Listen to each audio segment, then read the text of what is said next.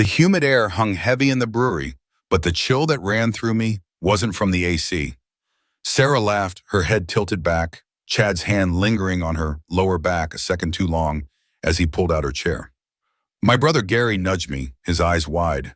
Chad caught my gaze, a slow, knowing smirk spreading across his face before turning his attention back to Sarah, a private joke passing between them. I'd been a firefighter for 12 years. Steady work, good benefits. It was a life built on routine, on the clang of the bell, the smell of smoke, and the quiet satisfaction of putting things right. Sarah, my wife, had a different kind of life, though just as demanding. She was a cardiologist at the Mayo Clinic, a name that carried weight, a symbol of excellence I respected deeply. We'd been together since college, two kids from the same small town who found each other during orientation week. We'd pushed through her residency, those grueling years where she'd practically lived at the hospital, fueled by coffee and an unshakable ambition. We'd eaten more instant noodles than I cared to remember, dreaming of a future where we could finally breathe. That future arrived on a Tuesday evening 2 years ago. Sarah called me from her office, her voice tight with a suppressed excitement I could almost taste through the phone line. She'd gotten the promotion, deputy head of cardiology. A significant salary increase came with it, enough to finally put a real dent in our mortgage and start thinking about a proper vacation. When she walked through the door that night, her face alight, we didn't just hug. We spun around the kitchen like teenagers, laughing, the linoleum slick under our socks, the cheap fluorescent light reflecting off her elated eyes. It felt like everything we'd worked for had finally clicked into place. A few days later, still high on the news, Sarah declared she was joining Elite Fitness. "I need something for myself, Mark," she said, pulling up their website on the laptop. Pictures of lean, tan people doing impossible things on polished machines filled the screen. Elite Fitness was in Scottsdale, a world away from the gritty, working-class neighborhood where I'd grown up. I appreciated the sentiment, the idea of her taking time for herself. Still, the membership fees alone could have funded a small island getaway. My own money, earned scraping grease from engine parts in my youth and now hauling hoses, felt different from the kind of money that paid for these luxury amenities. My work ethic was solid, born from necessity, but Scottsdale often made me feel like an outsider, admiring the view from behind a velvet rope. She signed up, and a week later, she mentioned her new personal trainer, Chad Hayes. Sarah had shown me his picture on Instagram. He was all chiseled jawline and impeccably styled hair, his feed filled with motivational quotes superimposed over photos of him flexing. Social media famous, she'd called him. My gut twisted.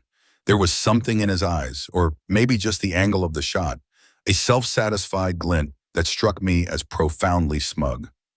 I didn't say anything. I just nodded. Sarah's initial sessions at Elite Fitness quickly transformed her. She came home energized, a healthy flush on her cheeks, her shoulders broader, her step lighter. Her confidence grew, not just in her physical appearance, but in her general demeanor. She talked about lifting heavier, running faster, the new challenges Chad set for her. "Chad says I have excellent potential," she told me one evening, beaming, describing her deadlift progress with a technical detail I didn't quite follow. She looked good, undeniably, stronger. It was a good thing, I told myself. She deserved to feel good. One night, we were eating dinner, the television droning quietly in the background. Sarah's phone buzzed on the table beside her plate. I glanced over, catching a glimpse of the text preview before she picked it up. "Chad, about tomorrow's session. I was thinking we could..." That was all I saw. The rest of the message disappeared as her thumb quickly covered the screen. A slight flush spread across her cheeks as she typed a reply. "Just notes about tomorrow's workout," she said, her voice a little too quick, a little too dismissive. I nodded, picked up my fork, and took another bite of pot roast. The food suddenly tasted like ash. A subtle shift had occurred, quiet and almost imperceptible, but it settled in my gut, a low hum of concern that refused to be silenced. Weeks later, the hum in my gut had grown from a low thrum to a dull ache. Sleep didn't come as easily as it used to. One night, the digital clock on the bedside table read 2 a.m. I rolled over, reaching for Sarah, but the bed beside me was empty, the sheets cool where her body should have been. My eyes adjusted to the dark. I pushed myself up, pulling on a pair of old sweatpants. I found her in the kitchen, hunched over the island, her face illuminated by the blue light of her phone. She looked small, almost fragile in the artificial glow. "Jen, what's wrong?" I asked, my voice thick with sleep. She startled, jumping, her phone clattering against the granite countertop as she flipped it face down. "Mark, you scared me," she said, her voice a little too high. "Nothing's wrong, just checking on Mrs. Albright's numbers. Her potassium was a little off today, wanted to double-check the labs before morning rounds." Mrs. Albright was a patient of hers, elderly, with a complicated cardiac history. It was a plausible excuse, the kind of dedication I'd always admired in her, but the way her eyes darted, the quickness of her movements, it didn't quite sit right. The next morning, the suspicion still gnawed at me. Sarah was in the shower, the water drumming against the tile, steam fogging the bathroom mirror. Her phone lay on her nightstand, face up this time. I walked past it, then stopped. My breath hitched. It felt wrong, a betrayal of trust. But the image of her hunched in the kitchen, the quick flip of the phone, kept replaying in my mind. Just a quick glance, I told myself. A confirmation. There they were. Multiple texts, all from Chad Hayes, late-night texts. "You did amazing today," one read, timestamped just after midnight. Another from a few days prior. "Thinking about our session tomorrow. I have something special planned just for you." And then a more recent one from 1:47 a.m., just hours ago. "Still up? I can't sleep either. Too busy thinking about our form corrections from today." My gaze caught on another older text, just above the new ones. "Most of my clients don't have your dedication or your natural assets. Truly impressive, Sarah." A wave of heat, then cold, washed over me. Guilt, sharp and sudden for invading her privacy, was immediately replaced by a colder, deeper concern. This wasn't professional. This wasn't just about fitness. Sarah emerged from the shower, a towel wrapped around her hair, another around her body. She smiled, a soft morning smile. "Coffee's almost ready," she said, reaching for the closet. "Jen," I said, my voice sounding rougher than I intended. She paused, her hand on the doorknob. "I need to ask you something, and I want you to be honest with me." Her smile faltered. "What is it?" "Is your trainer texting you in the middle of the night?" I asked, the words coming out clipped, direct. Her expression shifted, a subtle play of emotions I knew well. Surprise, then a flicker of embarrassment, followed by a deeper, almost imperceptible shade of guilt. "You looked at my phone," she said, her voice flat. It wasn't a question. "I saw you into the kitchen last night," I countered, "and I saw what was on your phone this morning, the one from 1:47 a.m., and the one about your natural assets." She crossed her arms, pulling the towel tighter. "Chad gets his best training insights late at night. He's very dedicated. The fitness world has different boundaries, Mark. It's not like your job." "Different boundaries?" I pushed. "What about natural assets? Is that part of his training insights?" "You did go through my phone," she repeated, her voice rising slightly. It was a deflection, a sidestep. I knew it. "I glanced at it, Jen," I admitted, meeting her gaze. "I was worried about you, and it seems I had reason to be." She sighed, running a hand through her damp hair. "No, it's nothing like that. He's just very enthusiastic about his work." But she hesitated, just a fraction too long, before the last words came out.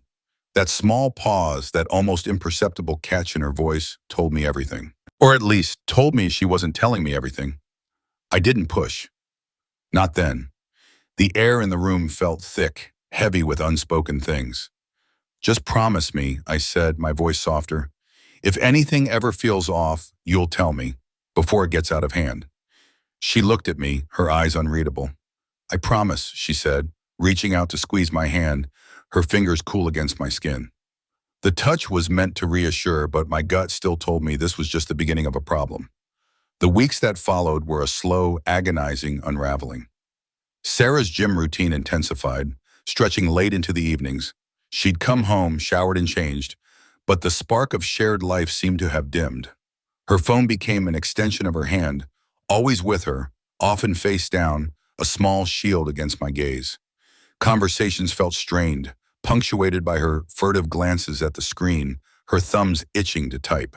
I tried to bridge the growing chasm, suggesting a movie, a quiet dinner out, anything to rekindle the closeness we'd once shared. She'd agree, but her mind seemed elsewhere, her answers clipped, her eyes distant. I started watching her more closely, almost without meaning to. The way she'd jump when her phone buzzed, the vague answers about Chad's new techniques or client goals. It was a constant, low-level static in our house, a hum of unspoken tension. One evening I woke to the soft murmur of her voice from the living room. It was past midnight. She often had late-night work calls, but this one sounded different. Hushed, intimate almost. I crept to the doorway, careful not to make a sound. She was speaking in a low tone, her back to me, her shoulders slightly hunched. Words like challenging and misunderstood floated through the quiet air. It wasn't about patient charts. It wasn't about hospital politics. My blood ran cold. The next morning, I made a decision. I had to see for myself. I called in sick, faking a stomach bug. Sarah left for her early session, her gym bag slung over her shoulder, a lightness in her step I hadn't seen directed toward me in weeks. I waited 5 minutes, then pulled out of the driveway, following her discreetly. Elite Fitness was already bustling, even at 6:00 a.m. I parked my pickup truck 2 blocks away, well out of sight, and walked the rest of the way.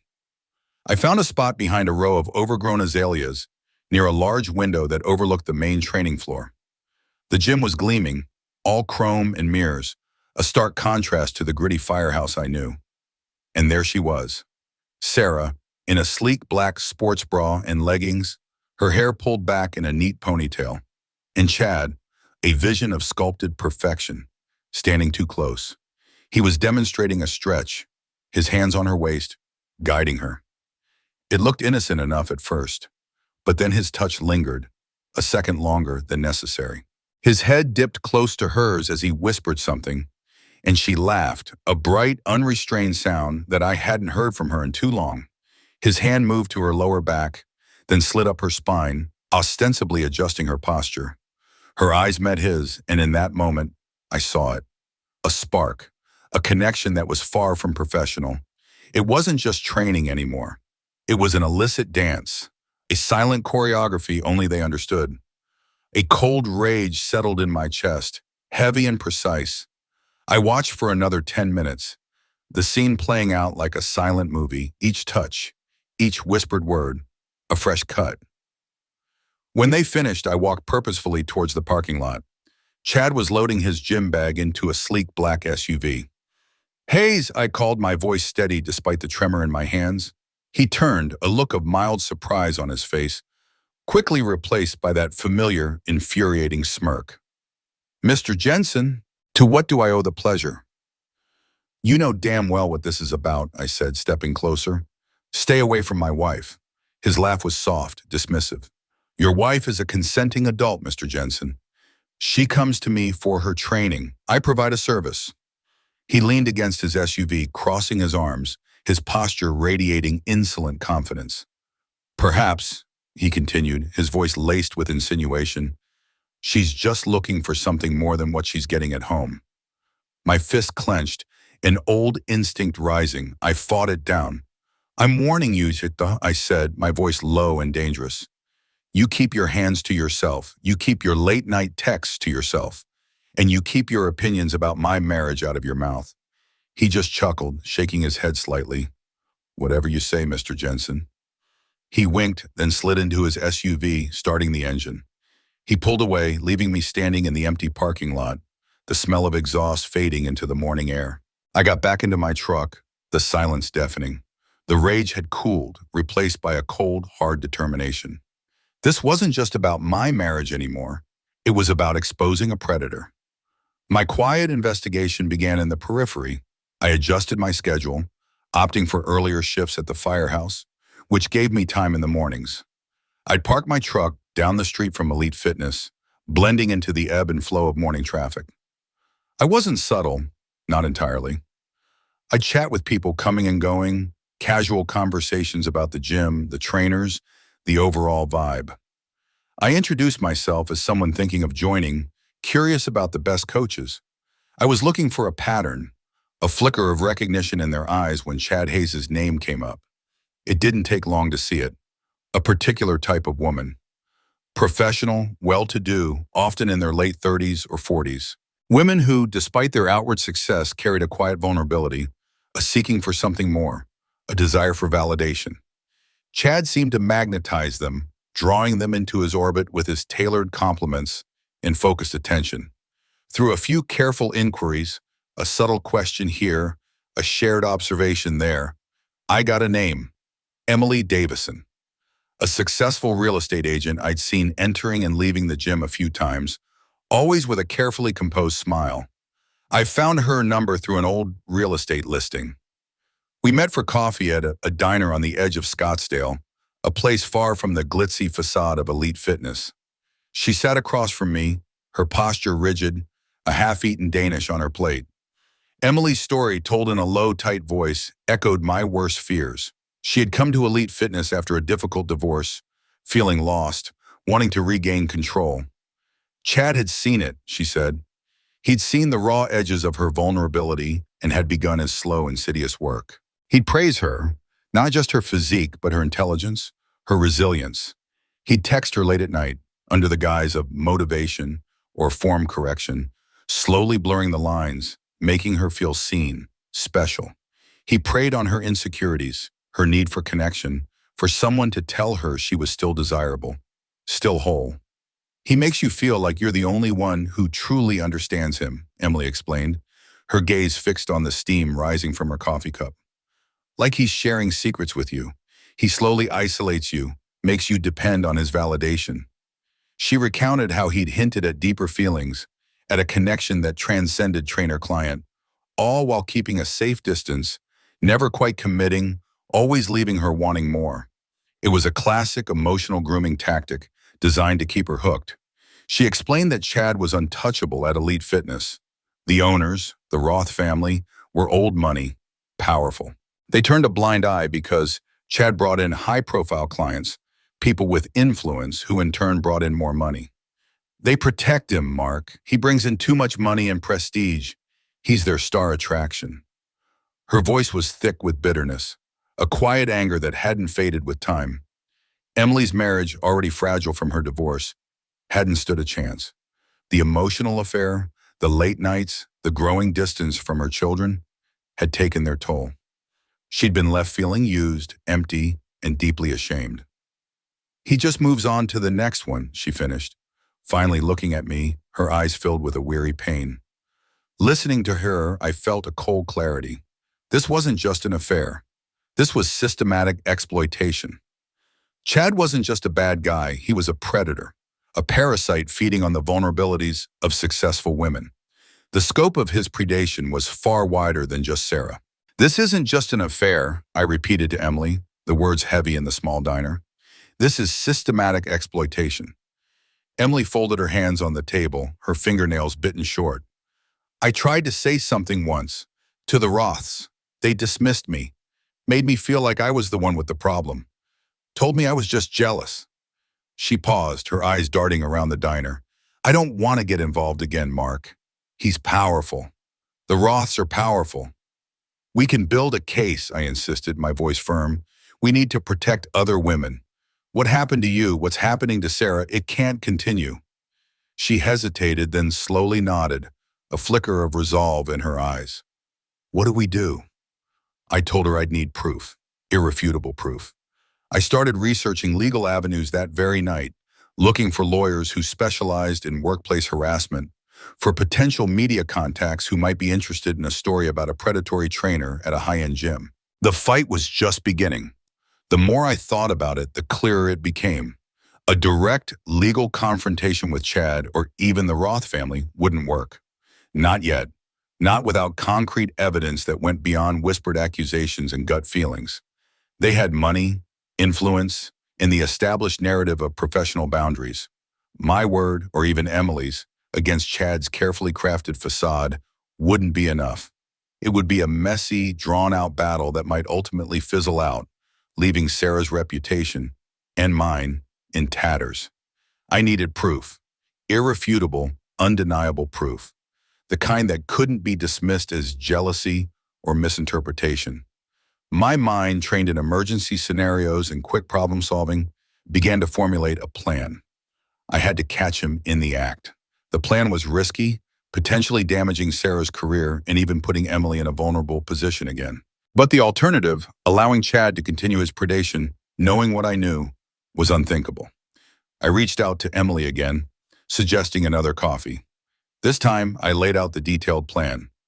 We need to create a situation where Chad believes he's found his next target, I explained, leaning across the small diner table. You'll go in as a new client, someone new to Scottsdale, looking to get back into shape after a rough period. Emily listened, her face pale, her hands clasped tightly around her coffee mug. Her eyes were fixed on mine, searching, weighing. The memory of her own pain, the shame she'd carried, was palpable in the silence after I finished. She pushed her mug away, her voice barely a whisper. Mark, this is dangerous. For me. For you. For Sarah. I know, I said, my voice steady. But how many more women will he do this to? How many more marriages will he destroy? We talked for a long time, revisiting her own experience, my observations of Sarah. I could see the conflict in her eyes, the fear battling with a deep-seated desire for justice. Finally, she nodded, a slow, determined movement. I'm in, she said, her voice stronger now. But we have to be smart about this. He's good at what he does. We brainstormed the details. Emily would be a woman of means, but with a relatable backstory of recent personal upheaval. She'd play into his ego, making him feel like she specifically sought him out, drawn by his social media presence, his unique approach. She'd subtly drop hints of vulnerability, the kind Chad had exploited in her before. I spent the next few days in a different kind of preparation. I researched miniature cameras and audio recorders, the kind used by private investigators. Discreet, easy to conceal, with clear resolution and sound quality. I ordered them online using a burner account, having them shipped to a P.O. box. When they arrived, I spent hours in my garage testing them. I embedded one in a small pendant, another in the frame of a pair of glasses. The audio recorder, a tiny button device, could be sewn into a jacket lining. I practiced setting them up, turning them on and off with minimal movement, ensuring the lenses were clear, the microphones unobstructed. I created a detailed timeline. Emily's sessions would need to be coordinated precisely, avoiding Sarah's usual schedule at Elite Fitness. Chad couldn't see them together, couldn't suspect any connection. This has to be perfect, Emily, I warned her, the gravity of our undertaking settling between us. One mistake, and it all falls apart. He'll deny everything, and we'll have nothing. I imagined every scenario, how she would enter, how she would interact, the precise moments to activate the recorders.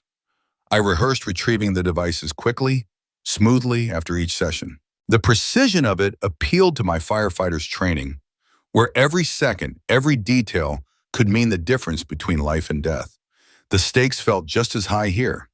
Life's choices can be costly, and the consequences often stretch far beyond what we first imagine. Stick around to the end to see how life's costly choices unfold. Emily, sporting a new hairstyle and a carefully selected wardrobe, arrived at Elite Fitness under the assumed name Laura Jennings. She was discreetly confident, playing the part of a successful woman recently relocated, eager to find a trainer who could match her drive. She specifically requested Chad Hayes, citing his online reputation and inspirational posts. Chad, ever the narcissist, swallowed the bait whole. He was instantly charmed by her blend of vulnerability and apparent admiration. The grooming process began exactly as Emily had predicted, and as I had observed with Sarah. First, the effusive compliments on her natural athletic ability, her uncommon dedication. Then, the subtle boundary pushing, lingering touches, a hand resting on her lower back a fraction too long, intense eye contact during stretches. Emily kept me updated through coded texts, her resolve hardening with each session. I spent days preparing the surveillance equipment. I'd acquired additional miniature cameras, no bigger than a thumbnail, and refined my strategy for their placement. One was built into a discreet lapel pin Emily would wear. another into a small water bottle she'd bring. The audio recorders were even smaller, sewn into the lining of her sports bra and a wristband. I practiced setting them up, ensuring perfect angles, crystal clear audio, and a quick activation system. The opportunity finally presented itself when Sarah announced an important hospital conference out of town. It would give us a crucial window, eliminating any chance of her unexpectedly showing up. I arranged for Emily's next session to be in one of the smaller, more secluded studio rooms that Chad often favored for his specialized training. These rooms had fewer windows and offered more privacy. The morning of the operation, my hands were steady, but my heart hammered in my chest. I watched Emily enter the gym, a determined set to her jaw. I parked my nondescript panel van across the street, the back seat converted into a makeshift surveillance station. Monitors glowed, connected to the cameras Emily carried, a separate audio recorder running backup. Emily, wearing the hidden camera, entered the studio. The video feed flickered to life on my monitor, showing the sterile white walls and rubberized floor of the studio. Chad entered a moment later, his confident stride, his practiced smile. He started with warm-ups, guiding Emily through a series of stretches.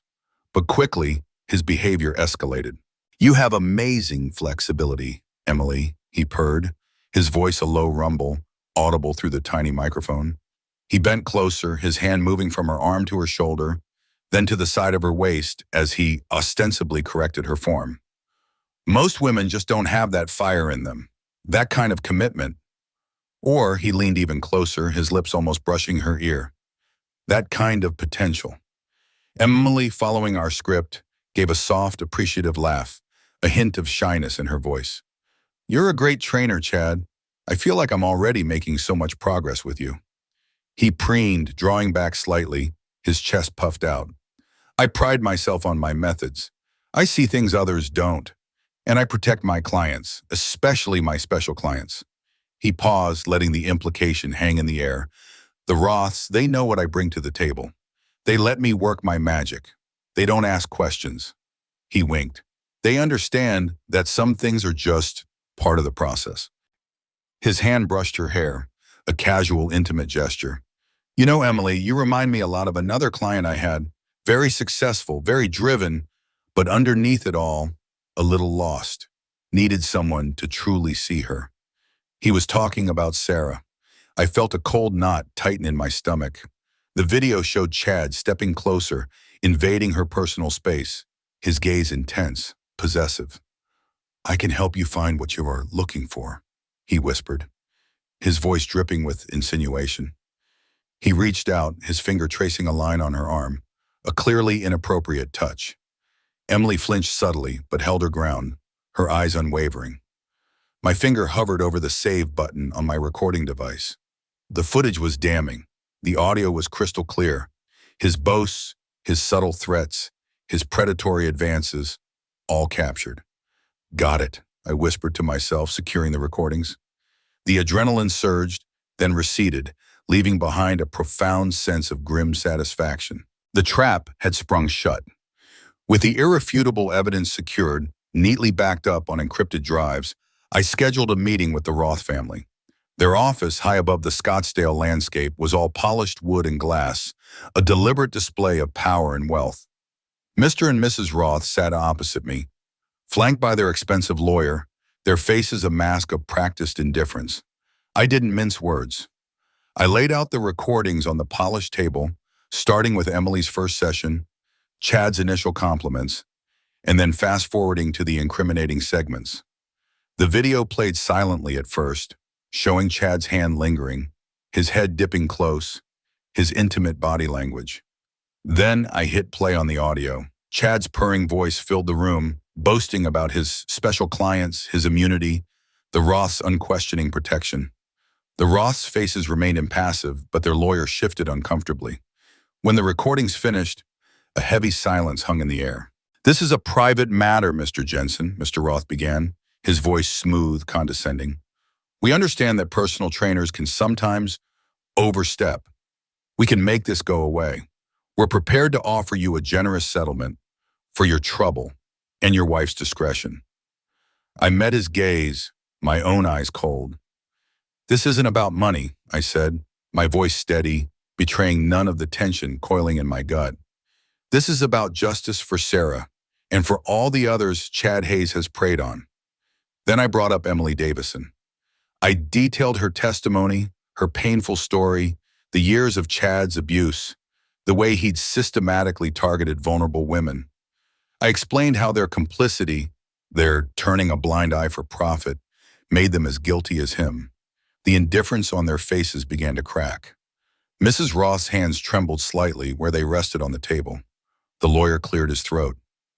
Mr. Jensen, if these allegations were to be made public, the damage to Elite Fitness could be catastrophic, I finished for him. And it will be if you don't take immediate and decisive action against Chad Hayes. I have copies of everything. If I don't see a public statement, his termination, and a commitment to address this culture, I'll go to the media, I'll go to the authorities, and I'll make sure every one of those special clients knows exactly who Chad Hayes is and what you've allowed him to do. The Roth's arrogance evaporated, replaced by raw panic. Their expensive lawyer started whispering urgently in Mr. Roth's ear. The meeting ended shortly after, with a promise of swift internal review. I knew what that meant. They were scrambling to save their empire. Later that day, I found Chad Hayes in the gym, still oblivious, still swaggering. He was wiping down a machine, his phone clipped to his waistband. Hayes, I said, my voice flat. He turned, his usual smirk in place. Jensen, back for more, are we? I pulled out my phone, playing a short clip of the recording. Emily's voice, clear and vulnerable, followed by Chad's predatory purr. You have a fire in you, Emily. Most women just don't have that. I can help you find what you're looking for. And then his boast about the Roths protecting him. Chad's cocky facade crumbled faster than I thought possible. His eyes widened, his face paling, then flushing. He stammered, What is that? That's edited. It's not real. I let it play for a few more seconds. The sound of his own voice, dripping with insinuation, seemed to echo in the cavernous gym. You have no idea what you're doing, Jensen, he snarled, his voice trembling with a mixture of fear and rage. I'll ruin you. I'll tell everyone what kind of sick pervert goes around spying on his own wife. You're done, Chad, I said, cutting him off, my voice steady. The Roths already know. You're finished here. And if you even think about coming near Sarah or Emily again, I'll make sure your special process is front page news. He started to sweat, his eyes darting around the empty gym, looking for an escape, for someone to intervene. The terror on his face was real, palpable. The weight of his actions finally was catching up to him. I turned and walked away, leaving him alone, stripped of his power, his carefully constructed world collapsing around him.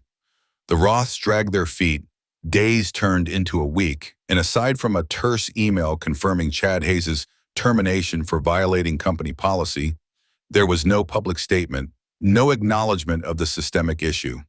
They were trying to bury it, hoping it would simply fade away. I knew better. I sent the encrypted package, containing the full video and audio recordings, Emily Davison's detailed testimony, and a chronological account of Chad's predatory pattern, to the investigative reporter I'd researched. The journalist, a sharp, seasoned woman named Brenda Miller, called me within hours. She understood the gravity of it immediately. The news broke on a Friday evening, hitting like a localized earthquake. Elite fitness trainer exposed in predatory scheme, screamed the headlines. Local news channels led with the story, featuring snippets of the video, Brenda Miller's measured but damning narration, and quotes from Emily Davison, whose anonymity Brenda had fiercely protected. Public outrage erupted. Online forums were ablaze. Elite fitness, once the epitome of Scottsdale luxury, became a symbol of corporate malfeasance. Boycotts began, protests formed outside its gleaming doors, and its carefully curated reputation crumbled almost overnight. Sarah was still out of town at her hospital conference. She called me, her voice a raw, wounded thing I barely recognized. Mark, she started, then choked. What have you done? She'd seen the news. First, the face of Chad Hayes smiling smugly in an old promotional photo, then the clips of him with Emily, his whispers, and then her husband's name, mine linked to the expose as the source. She knew. She knew about Chad, about Emily, about everything. When she walked through the door later that night, her eyes were red-rimmed, her face pale and drawn. She dropped her carry-on bag with a thud. "How could you, Mark?" she cried, her voice rising to a near scream. "You destroyed everything." Her hands shook as she gestured wildly. "My career, my reputation, everything I've worked for." I stood my ground. "He was hurting you, Sarah. He was hurting other women. The Roths weren't going to do anything. You weren't going to do anything. Someone had to stop him." "And you thought making it public was the answer?" she demanded, tears streaming down her face. "Embarrassing me? Exposing everything?" "I was betrayed, Sarah," I said, my voice low, controlled. "By him, yes, but also by you. You let it happen. You knew he was texting you, treating you differently. You promised to tell me if anything felt off, and you didn't." The words hung in the air, heavy and sharp. "I did what I thought was right, to protect you, to protect others." She collapsed onto the sofa, burying her face in her hands, her shoulders shaking with silent sobs. She was torn. I could see it. Her love for me, her profound shame, the professional fallout that was already beginning to hit her. The next morning, the call came from the Mayo Clinic. An internal investigation, Sarah's conduct, her association with Elite Fitness, the public scandal, all under scrutiny. Her position as deputy head of cardiology, her entire career was now in jeopardy. Our marriage, already fractured by her infidelity, by my betrayal of her privacy, now faced the added, unbearable strain of public scrutiny. Our private pain had become front-page news. The quiet home we'd built, the stable life we'd worked so hard for, felt shattered. She sat at the kitchen table, staring out the window at the morning light. "Was it worth it, Mark?" she asked, her voice broken, barely a whisper. "All this destruction?" She didn't look at me, but I felt the weight of her question, hanging heavy in the air between us. The fallout, I knew, was immense, and it was far from over. The fallout was swift and brutal. Chad Hayes was arrested, facing multiple charges ranging from harassment to sexual coercion, bolstered by Emily's testimony and my irrefutable recordings. The Roths, shielded by their lawyers for a few weeks, eventually faced a barrage of civil lawsuits from former clients, and then the grim reality of criminal investigations into their deliberate ignorance and potential cover-ups. Elite Fitness, its name now synonymous with scandal, hemorrhaged clients and staff. Within months, it closed its gleaming doors permanently, a vacant monument to corporate negligence and moral bankruptcy. I watched it all unfold from a distance, a grim satisfaction settling in my chest. Justice of a kind had been served, but it was a satisfaction laced with profound sadness, an emptiness that no amount of righteous vindication could fill. The cost had been immense. Sarah resigned from the Mayo Clinic. The internal investigation, coupled with the relentless media scrutiny, became unbearable. The shame, the constant whispers, the damaged reputation. She couldn't face it.